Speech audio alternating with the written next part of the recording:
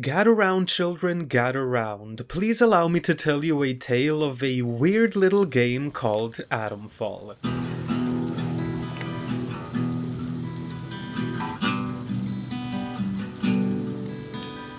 Developed by Rebellion, a company that's mostly known for their series of games that allow you to shoot Hitler in his only testicle, Atomfall presents a brand new IP set in the British countryside 5 years after the real-life wind-scale nuclear accident that occurred in 1957. The game puts you in the shoes of a nameless, voiceless, and dementia-ridden protagonist whose purpose is to escape the now walled-off quarantine zone and in the process learn what exactly went wrong with the nuclear power plant. All of the opinions I will be spouting at you during the course of this video have been accumulated over a single playthrough, playing on the developer's recommended difficulty settings, but I would like to make it readily apparent that the game gives you a ton of different options to customize your own experience, so keep that in mind going forward. After awakening from what must have been one hell of a night with the lads and stepping out into the world, you will instantly be presented with the game's unique approach to storytelling. Instead of the game giving you any sort of markers, quest objectives, or precise directions, the world is peppered with hints, or leads as the game calls them, and trusts the player's own intuition, memory, and intelligence to escape the quarantine zone. Whether the player picks up and follows these leads is ultimately up to them, but they serve as mere reminders of dialogue they engaged in or letters that they read. There is no fast travel, there are no quest markers to guide you unless you yourself place a marker on the map, with only small drawings of places you already visited or heard of filling in the gaps between these empty places on the map. The world of Atomfall isn't a traditional open world, it is instead divided into 5 zones, 4 surface zones and 1 underground zone that are all logically connected via loading screens.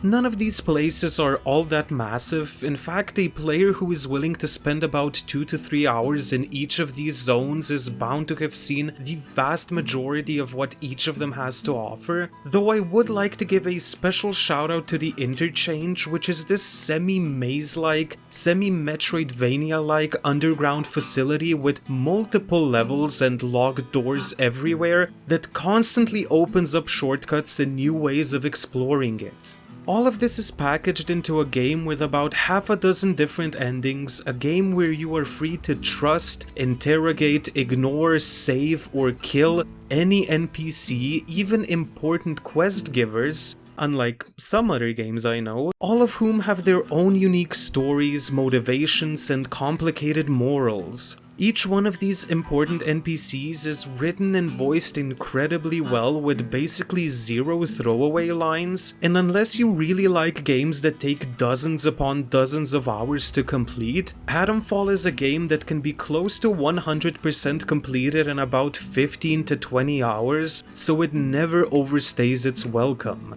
When it comes to the technical side of things, while the game may not look the greatest and could have done away with a few loading screens, especially in the village section, for the most part it ran at a consistent 60 FPS at 1080p, with all of the settings set to ultra with render scaling turned up to 150% on a 4070 and Ryzen 7 3700X, with no option to turn on DLSS or FrameGen or any of that nonsense. And that is where my praise and general overlook of the game stops and a more balanced look at the more complex parts of this game begins.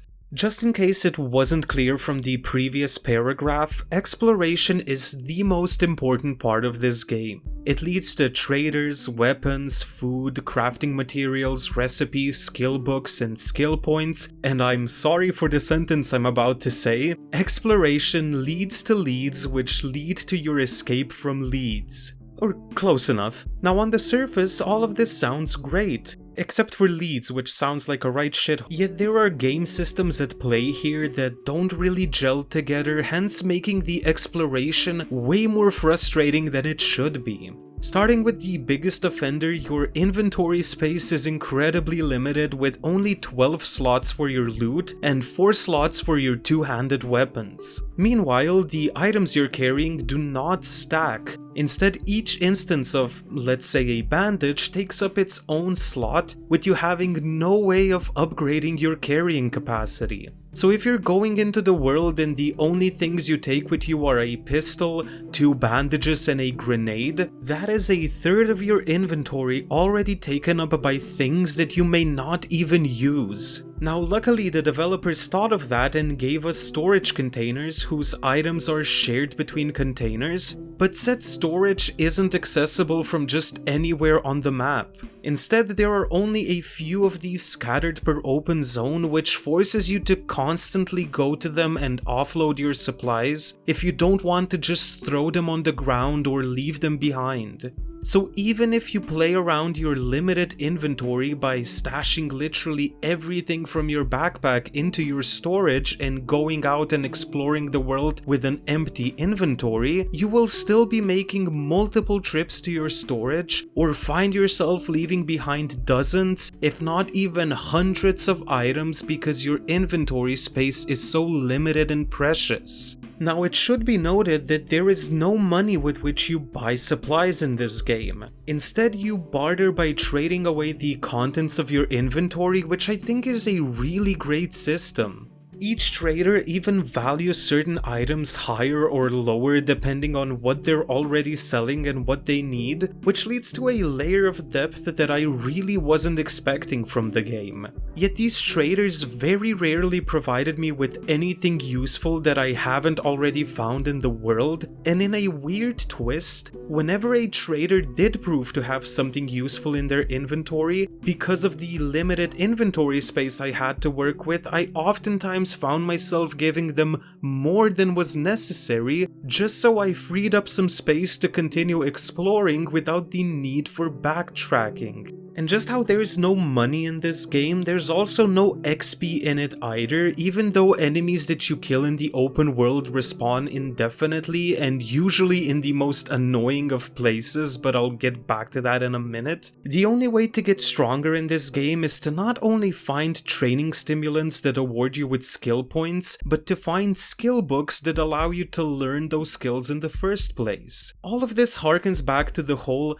exploration is the most important part of the game aspect I keep talking about. And while I like the fact that the game tries a different approach to leveling up, the skills in question are horrendously boring and vary from slightly useful like faster stamina regen, more damage with melee weapons or less recoil with ranged weapons, to skills that barely ever take effect, or even ones that hinder you by making your loot more valuable when trading it, so now you actively feel like you are getting scammed even harder by the locals whenever you try to free up some inventory space. Suffice it to say, there really isn't much to say about the skill tree, just how there isn't all that much to say about the combat. While the combat does feel satisfying and weighty, the melee combat feels underbaked because there's no block or dodge button, so for most of it you're just walking around, kiting enemies into attacking you by simply walking backwards like a modern version of Skyrim, and at least in my experience, ammo is so plentiful that you'll never be using melee weapons outside of the first few hours of the game,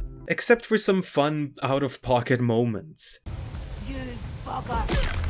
And when it comes to ranged combat, while it feels great to shotgun an enemy at point-blank range and see them fly off or hit a long-range rifle shot, I just wish there was more progression tied to it. The weapons you'll be picking up throughout the game will be rusty, decrepit, and look like they're barely holding together. Yet at no point in time will they jam, misfire, or not hit exactly where you're aiming at, which makes upgrading your weapons to the second or third tier feel almost pointless. Even looking at their damage, the tankiest enemies in the game will take maybe 1 or 2 fewer bullets to the skull with a pristine revolver when compared to its rusty counterpart. And speaking of enemies, I love how the detection system works, even if I wish it was taken a bit further in some places. In addition to having your usual stealth gameplay with stealth takedowns and whatnot, in Atomfall, whenever you get spotted by an enemy, they don't instantly attack you. They usually first start pleading with you to not escalate the situation, trying to peacefully resolve the matter, but if you stay in the enemy's vicinity or get close to them, they will open fire. This makes it so the enemies you face can have pretty significant line of sight, and even if the enemies see you and you don't want to fight them, you can very easily just ignore them and circle around them. But then on the other hand, whenever you do fight them, their AI feels incredibly basic with them just rushing at you. Certain enemies' pathfinding breaks whenever you jump onto a desk. Enemies shot from too far just stand awkwardly and shuffle left and right. Not that it even matters all that much if you kill them or not, because as soon as you go through a loading screen, those same enemies will respawn in their designated locations, which makes combat feel pointless in general. And what's more than that, there is just a severe lack of enemy variety. For a game with irradiated forests, meadows, and caves, there is just a big lack of enemies like bears, wolves, elk, bunny rabbits, etc. Limiting the enemy pool to two different types of human enemies, those being melee and ranged. Two robot type of enemies, ones where you shoot at the gas tank and ones where you shoot at their electrical circuit, and 4 annoying little bastards who also respawn forever, those being rats, bats, fish, and birds, is already not all that impressive, but once you realize you can't even get rid of them because, again, they respawn indefinitely, so you'll be seeing them over and over and over again, it just feels incredibly cheap and like they were a completely tacked on gameplay system.